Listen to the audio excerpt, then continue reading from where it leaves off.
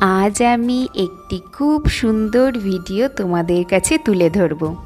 আশা করি এই ভিডিও ক্লিপটি তোমাদের কাছে খুব ভালো লাগবে। এটি হচ্ছে ধ্রুবিকার অন্নপ্রাশনের ফ্যামিলি অ্যালবাম। ছোট ছোট আনন্দের মুহূর্তগুলির ভিডিও আমি সবসময় তোমাদের কাছে তুলে ধরার চেষ্টা করি। আর হ্যাঁ, এই অ্যালবামের যে উপরের অংশটি দেখছো, এটি সম্পূর্ণই গ্লাস দিয়ে তৈরি। অ্যালবামের শুরুতেই রয়েছে বেবি শ্যুটের কিছু ফটো দিয়ে। এখানটাতে বাছাই করা কিছু ফটোই রয়েছে, তবে প্রতিটি ফটোই খুব সুন্দর উঠেছিল। তবে বেবি শ্যুট করাটা খুবই টাফ ব্যাপার। যারা করেছো বেবি শ্যুট তারা অবশ্যই জানো ব্যাপারটা, আর খুলে কিছু বললাম না। অনেকটাই ধৈর্য ধরে সবটা কাজ করতে হয়।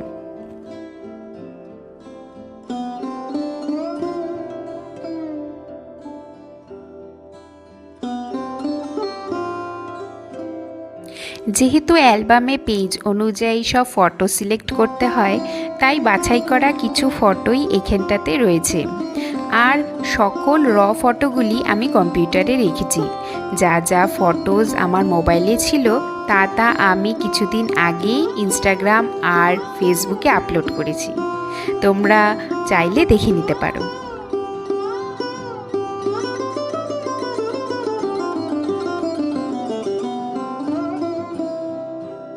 এই অ্যালবামের ফটোগুলি আর ভিডিও এগুলো সব দেখলে আবারও অন্নপ্রাশনের দিনের কথা মনে পড়ে যায়।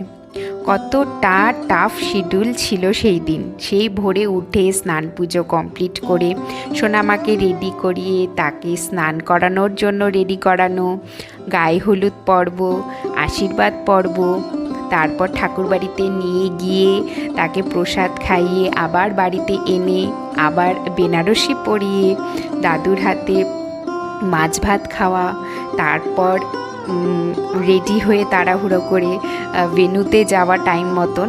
একটা টাফ শিডিউল ছিল, একদম কম্প্যাক্ট ব্যাপার ছিল। তবে সেই দিনটা খুবই মজা হয়েছিল, খুব সুন্দরভাবে অনুষ্ঠানটি সাকসেসফুল হয়েছিল।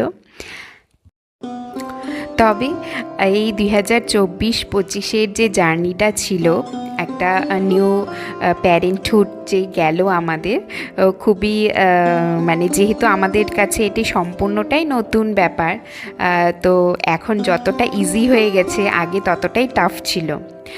অন্নপ্রাশনের মাঝে একটা টাইম বের করে দেখো, আমরা একটুখানি শ্যুটও করে নিয়েছিলাম। কত সুন্দর এসেছে ফটোগুলি, আমার তো খুব প্রিয় ফটোগুলি। তোমাদের কাছে কেমন লাগলো অবশ্যই কমেন্টে কিন্তু